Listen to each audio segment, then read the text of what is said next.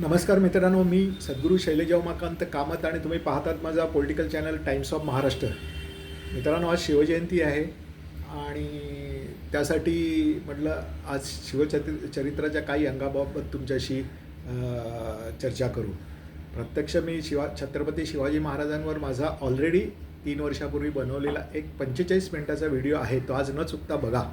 त्यामध्ये मी सर्वार्थाने छत्रपती शिवाजी महाराजांच्या चारित्र्याचं, त्यांच्या पॉलिसीचं, त्यांच्या कॅरेक्टरचं सखोल, त्यांच्या राजकीय नीतीचं सखोल असं विवरण त्या व्हिडिओमध्ये केलं आहे.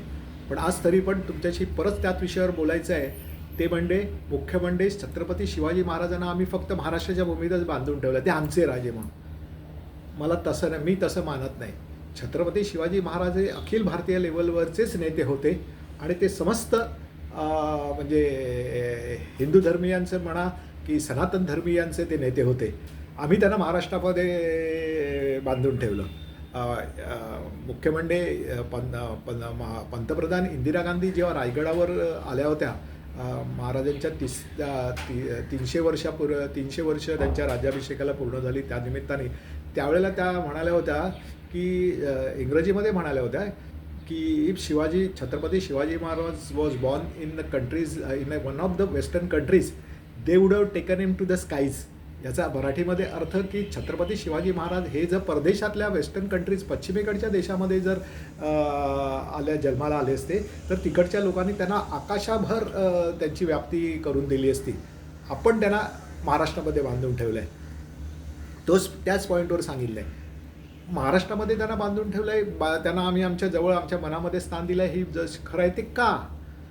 तर शिवाजी महाराज हे बेसिकली मराठी माणसाच्या मनामध्ये धन, मन, तन, त्यांच्या रक्तामध्ये, त्यांच्या बुद्धिमत्तेमध्ये हे धैर्याचं प्रतीक आहेत. छत्रपती शिवाजी महाराज हे नियोजनाचे प्रतीक आहेत. समयसूचकता, त्यांचं लढाऊ बाणा, दूरदृष्टी, चारित्र्य यांचे ते प्रतीक आहेत. सामान्यातल्या सामान्य माणसाला म्हणजे गरिबीच्या रांगेतल्या शेवटच्या माणसासाठीच त्यांनी राज्य केलं, त्यांच्यासाठी नियोजन केलं, त्यांच्यासाठी राज्य चालवलं. त्यांनी स्वतःला कधीही मी राजा आहे असं मानलं नाही. छत्रपती शिवाजी महाराज हे जनतेने सामान्य जनतेचे राजा होते. सामान्य जनतेने त्यांना राजा बनवलेलं, सामान्य जनतेसाठीच ते त्यांनी स्वतःचं आयुष्य खर्च केलं. आजच्या पिढीतल्या छत्रपती शिवाजी महाराजांच्या वंशजांची जर मालमत्ता बघितलं, त्यांच्याकडे काहीच नाही आहे. आज जे आपण राजकारणाकडे धन दौलत पाहतो, त्याच्या मानाने छत्रपती शिवाजी महाराजांच्या वंशजांकडे संपत्ती काहीच नाही आहे. कारण त्यांनी संपत्ती जमवलीच नाही. जे काय केलं ते ट्रस्टी म्हणूनच वापरले. ते जनतेचे जे मालमत्ता होती त्याचे प्रतीक म्हणून ते पुढे आले. कळलं की नाही?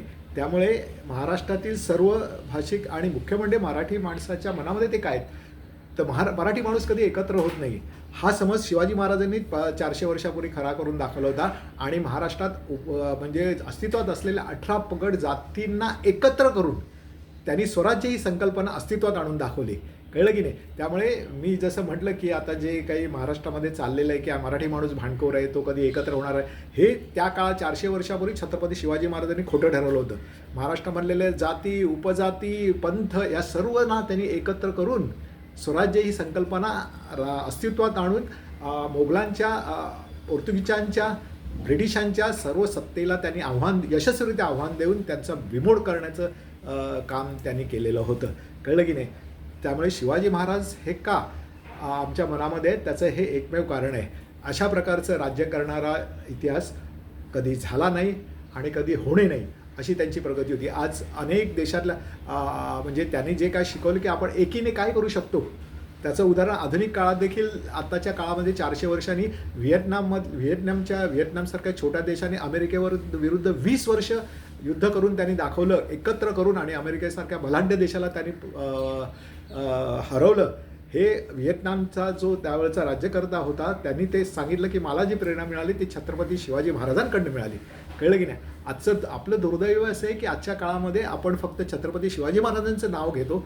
त्यांचे जे कर्तृत्वाचा जो भाग आहे, हे आताचे राज्यकर्ते ते फक्त शिवाजी महाराजांच्या आशीर्वादासाठी राज्य करत आहेत, आशीर्वाद घेऊन राज्य करत आहेत. पण शिवाजी महाराजांसारखं रामराज्य ते करण्याचा कधी विचार नाही करत.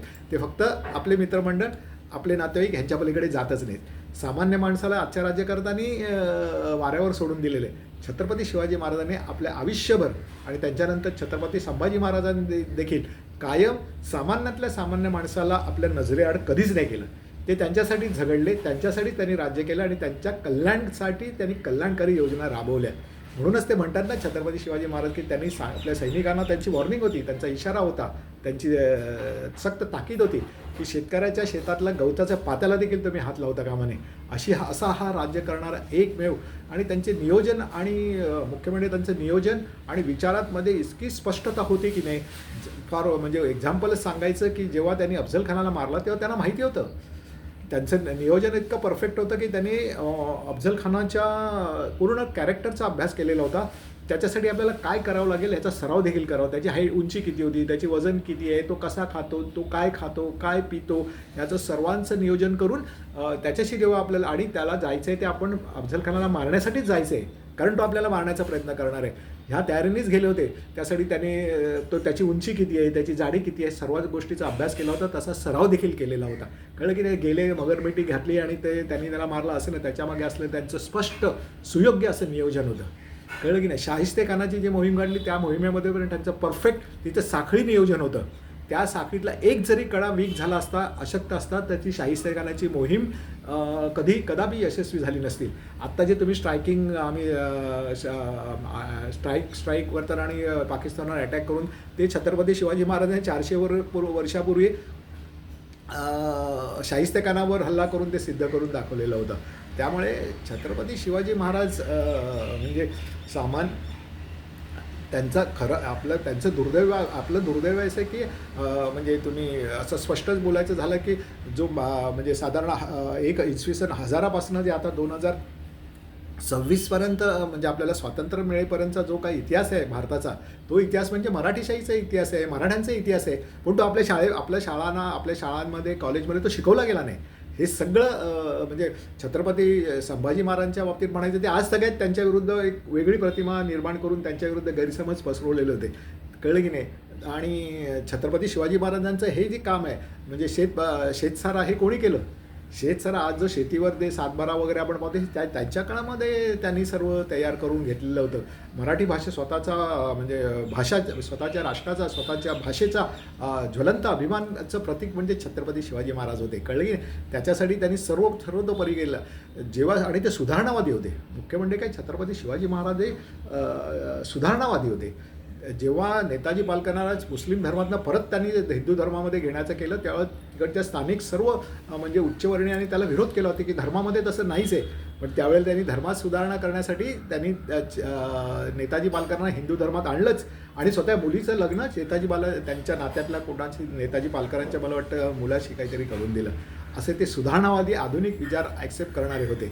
कळलं की नाही. छत्रपती शिवाजी महाराजांची दूरदृष्टी होती की त्या काळामध्ये असं म्हटलं की परदेश गमन करायचं नाही, समुद्रापलीकडे गेला की तो बाटला, अशाच प्रकारची विचारसरणी होती. त्याला विरोध त्यांनी ते जाणलं होतं की आपल्याला जर राज्य वाढवायचं असेल तर आपल्याला हे 7 समुद्रापलीकडनं जे लोक आले त्यांना रोखण्यासाठी आपल्याकडे देखील नौदल असायला पाहिजे. आणि ती संकल्पना त्यांनी राबवली. कळलं की नाही. त्या काळामध्ये जेव्हा त्यांनी नौदल उभा करायचा प्रयत्न केला त्यावेळेला त्यांनी जे कारागीर आणलेले होते सगळे म्हणजे पोर्तुगालचे लोक होते, त्यांच्याकडे फ्रेंच लोक काम करत होते. पण शेवटी त्यांना जेव्हा ब्रिटिशांना ही काढली तेव्हा त्यांनी धर्माच्या नावावर त्या सर्व लोकांना, कारण ते कॅथॉलिक होते ना, त्यांना सर्वांना मागे बोलावले. अशावेळी त्यांनी स्पेनच्या राजाशी, छत्रपती शिवाजी महाराजांनी स्पेनच्या राजाशी कॉन्टॅक्ट निर्माण करून तिकडनं माणसं मागवण्याचा प्रयत्न केलेला होता. आणि यशस्वीरित्या त्यांनी नौदल उभारून दाखवलं आणि लढाऊ नेतृत्व तिथे तयार केलं. समुद्राचं महत्त्व म्हणजे ज्या धार्मिक कल्पना होत्या की 7 समुद्रापलीकडे जायचं नाही, त्यांना माहिती राज्य करायचं असेल तर आपल्याला समुद्रावर देखील आपला कंट्रोल असायलाच पाहिजे. कळलं की नाही. दुसरी एक गोष्ट मला सांगावीशी वाटते या वेळेला, ती म्हणजे छत्रपतींना त्या काळामध्ये ब्रिटनमध्ये औद्योगिक क्रांतीला सुरुवात झालेली होती. मेडिसिन, जे आधुनिक मेडिसिन आहे म्हणजे ॲलोपॅथिक मेडिसिनची सुरुवात झालेली होती आणि त्याचं महत्त्व छत्रपती शिवाजी महाराजांना कळलेलं होतं. त्यामुळे ते ब्रिटिश आणि त्या बाजूचे लोक आहेत त्यांच्याकडनं ते नेहमी औषधं घ्यायचे. कळलं की नाही. ती इफेक्टिव्ह औषधं ते स्वतःकडे त्यांच्याकडनं विकत घेत असत. अशा प्रकारचा आधुनिक विचारांचा जनतेसाठी तयार केलेला आणि जनतेसाठी काम करणारा असा हा राजा आपल्या महाराष्ट्रामध्ये जन्माला आला, त्याने इथे राज्य केलं आणि जनतेसाठी राज्य करणारा असा हा नेता होता. म्हणून म्हटलं की आज ह्या गोष्टी काही माझा तो पूर्ण त्यांचा कारकिर्दीचा सर्व बाजूने विचार करणारा व्हिडिओ आहेच माझा 40-45 मिनिटाचा, तो तुम्ही आज पहाच. पण आज हे जाता जाता माझ्या मनात आलं, ते म्हटलं तुमच्याशी शेअर करावं म्हणून हा व्हिडिओ केला आहे. तुम्हाला जर माझा हा व्हिडिओ आवडला असेल तर माझ्या ह्या व्हिडिओला तुम्ही लाईक करा, शेअर करा आणि तो तुमच्या सर्व मित्रमंडळींशी, नातेवाईकांशी जरूर शेअर करा. मुख्य म्हणजे लहान मुलांना हा व्हिडिओ तुम्ही त्यांच्या पुढ्यात त्यांना ऐकवा. आणि छत्रपती शिवाजी महाराज हे नुसते अफजल खान, शाहिस्तेनं ह्याच्या पलीकडे जाऊन छत्रपती शिवाजी महाराज हे काय होते याचा अभ्यास करण्यासाठी त्यांच्याबद्दल जे काही लिटरेचर अवेलेबल आहे, मेहेंदळेने जे काय शिवचरित्र लिहिलेलं आहे त्याची काही पानं आपल्याला वाचणं आवश्यक आहे. आणि त्यांच्या चारित्र्यातनं प्रेरणा घेऊन नवीन राष्ट्र उभारण्यासाठी, नवीन प्रकारचं महाराष्ट्र उभारण्यासाठी आपल्याला आता येणाऱ्या काळामध्ये लढायला पाहिजे. आणि ती लढाई नुसतं न लढता ती आपल्याला जिंकायला पण पाहिजे, याचा विचार मराठी माणसांनी आता करायला पाहिजे असं मला मनोमन वाटतं. माझा हा चॅनल विनामूल्य आहे, न विसरता माझ्या ह्या चॅनलला सबस्क्राईब करा, तो विनामूल्य आहे. आणि मी सातत्याने नेहमी सांगतो त्याप्रमाणे नेहमी तुम्हाला सांगत असतो की माझा पुढचा व्हिडिओ येईपर्यंत तुम्ही प्लीज टेक केअर. आता मी नेहमी तुम्हाला आता त्याच्याबरोबर सांगणार आहे की तुम्ही छातीटोकपणे आता सांगायला सुरुवात करा की आम्ही सारे मराठी आहोत आणि आम्ही मराठीच बोलणार. धन्यवाद.